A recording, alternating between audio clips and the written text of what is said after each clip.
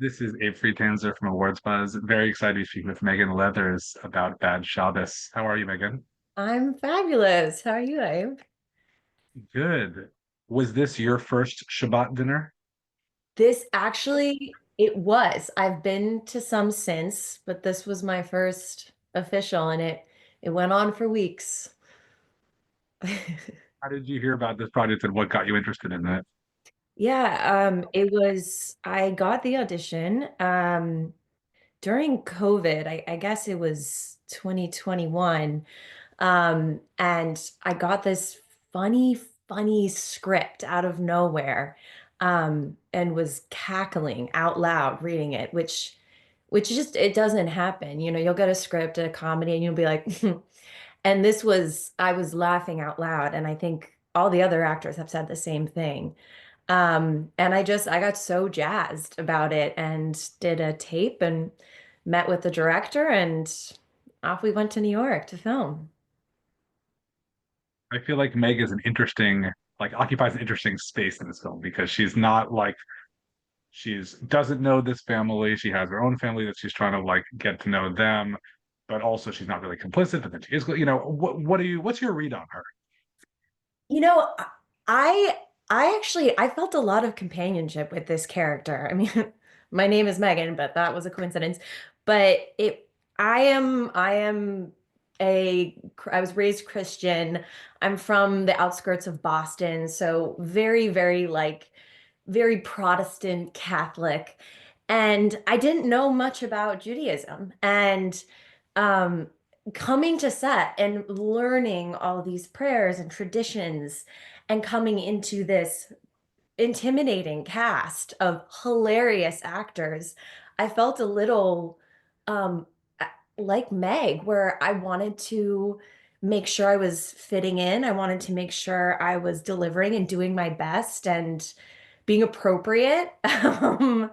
But yeah, so I felt like it was kind of methody in that way, in that I really connected with that feeling of sort of low simmering anxiety matched with an equal amount of excitement, and anticipation. Yeah, it wasn't hard to sort of dip in.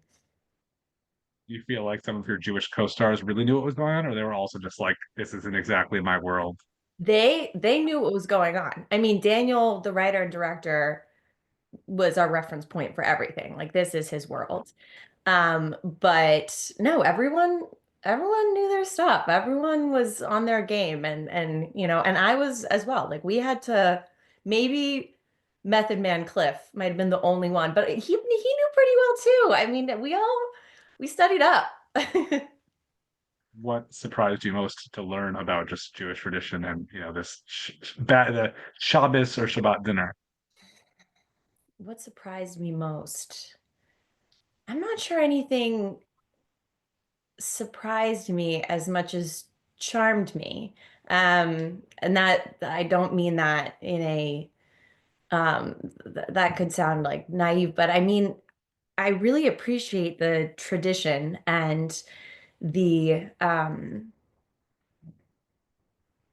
the sort of long-standing, yeah, I guess just the tradition of it all. Like there's a monologue that Kira, who plays my mother-in-law, um, says in a one-on-one scene between the two of us, where she's expressing her hesitancy about me marrying her son and joining into their family. And she says, it's like I have this plant that has been passed down from my mother and her mother and her mother before her. And I'm giving my plant to someone who, and I'm misquoting it, but who's never gardened. And it's a special plant. And why are you messing with my plant? And I can appreciate that, and sort of the preciousness of tradition that passes through family and is global, but is also specific within each family.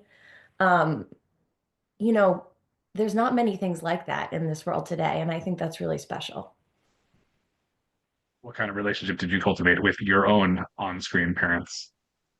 With Kira and David, they were great. They were my coworkers. I mean, Kira and David, both of them are icons, and people I looked up to before I joined the cast. And they were, they led on set. They were creative and collaborative, and mischievous, and impulsive in a way that allowed in a sort of improvisational way.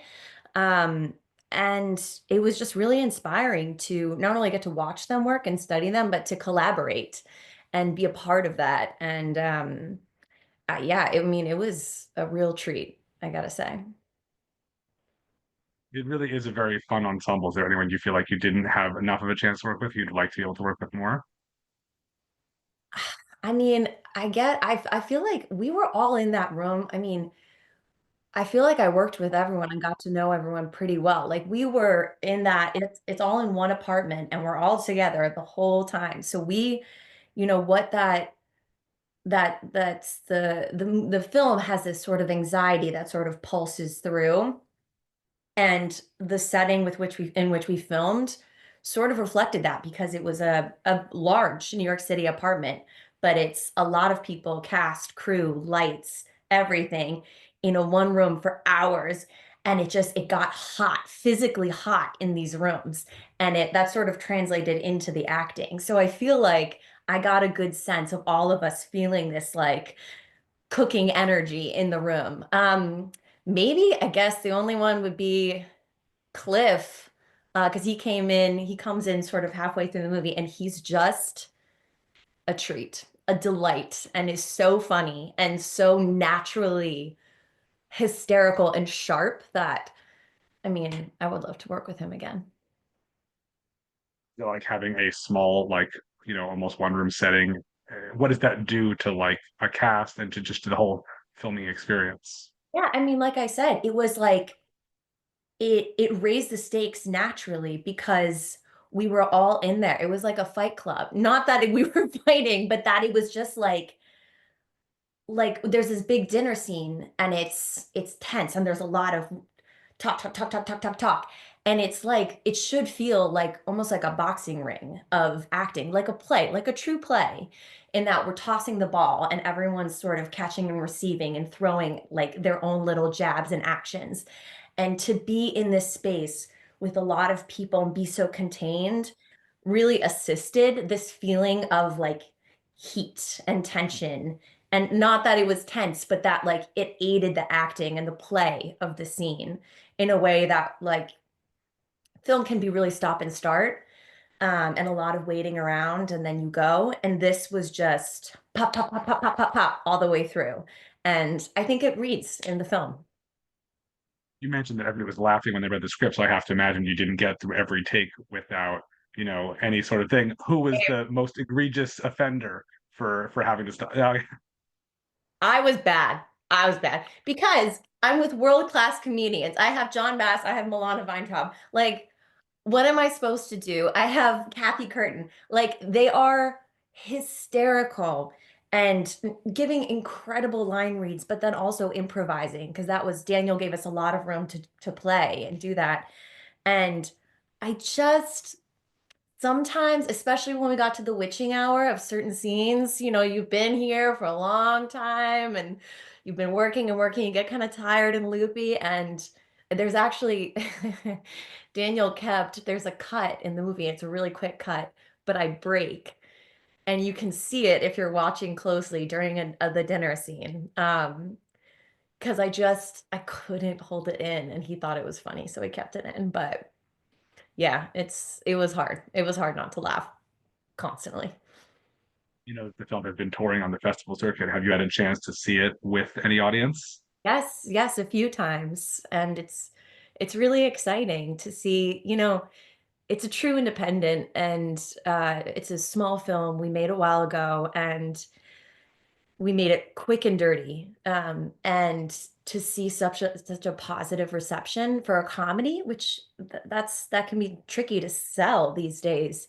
And audiences show up by word of mouth and now marketing, but um, it makes them happy, and it's fun to see something that we created crack up a room full of people in a way that I feel like is rare in this post-COVID world sometimes. Do you think that people will enjoy it as much if they go in as perhaps you might have before prepping for this film without much knowledge of Jewish tradition because it's a pretty universal kind of thing? It's a slapstick farce. It is a revolving doors farce, and it is goofy. And you do not you can go in completely blind and you will laugh. You will leave this movie chuckling because it's about I mean, what it's ultimately about is family. And we've all got a family. And of some sort, and they all drive us crazy, and we all love them anyway.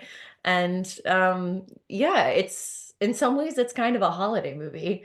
I mean, it's definitely a holiday movie, but it has that feeling of, oh my God, here we go, the holidays. And it's special. It's great. I know you've done some TV work, including For All Mankind, which is like got its own crazy fan base. What is it like doing these two? Like, is it such a radically different thing doing these two different things? Yes. Yeah. Yes, it sure is. For All Mankind is For All Mankind is an exercise in extremes. It's big and small. The bigness of space, the bigness of NASA and the space program and going to the moon. And then for my part, playing a closeted character and a very sort of small, subtle performance with Jodie Balfour, and navigating these very intimate scenes that are hidden from the rest of the show. So For All Mankind kind of felt like chess, and Bad Shabbos feels like capture the flag. Like it's just it's just it was just like fun, play, go, and be messy and be big. And then, Daniel would rein us in when we needed it. Um, but what a treat that I've been able to sort of dabble in all these different worlds. What's next for you? Well, I just completed a short that's a play on somewhere between War of the Worlds and A Marriage Story, if that makes sense. We actually had the cast dinner last night. It's with Guillermo Diaz and Noel Fisher, and it was so fun to do. And it sort of boils down to a metaphor about betrayal and trust and what happens when the foundations of society, the social contract, a relationship, when that trust is gone, how does that belief hold up in this relationship and dynamic? And then, yeah, also just continuing to sort of put the word out there for Bad Shabbos because I believe in this project. It is the little movie that could, and it's I'm so excited to see it doing so well, and I'm excited to see it continue. I hope it does very well. And I'm curious, what have you seen recently in film or television that's really impressed you? I mean, it's kind of boring to say, but Sinners. I mean, I was talking about that burbling tension. That movie is hot to touch all around. I mean, in every way. But I walked that out of that theater like, dude, like the performance, the writing, the references, the music, the culture, across the board. It's just pure art, and I feel like Ryan Coogler's artistic manifesto in a way of here I am, this is what I'm about. You're welcome. I have you seen it? I actually haven't seen it. I Abe. know I'm probably the only person, but I'm looking forward to seeing it. I'm still trying to avoid, too much intense description, but I'm excited about Bad Shabbos, but I'm mostly focused on a lot of TV right now. So that's my excuse. But there's plenty of time. It's going to be I feel like I'll go to like a FYC screening in November as the only person who hasn't still seen it, get to experience it with all people who are like, I'm back for the seventh time. It's the right way to do it. And I'll keep my excitement ready for that because nobody has been like, this wasn't great. Everybody's all like, it's amazing. So I'm just gonna get there. It's close to a perfect movie, I would say. It's just it's fun, but it's rich. And I assume it pairs well thematically and tonally with Bad Shabbos. It's like two sides of the same The coin. same. Parallel, basically. There we go. Well, thank you so much, Megan. It was such a pleasure, and wish you best of luck with this and everything coming next. All right, thanks, Abe.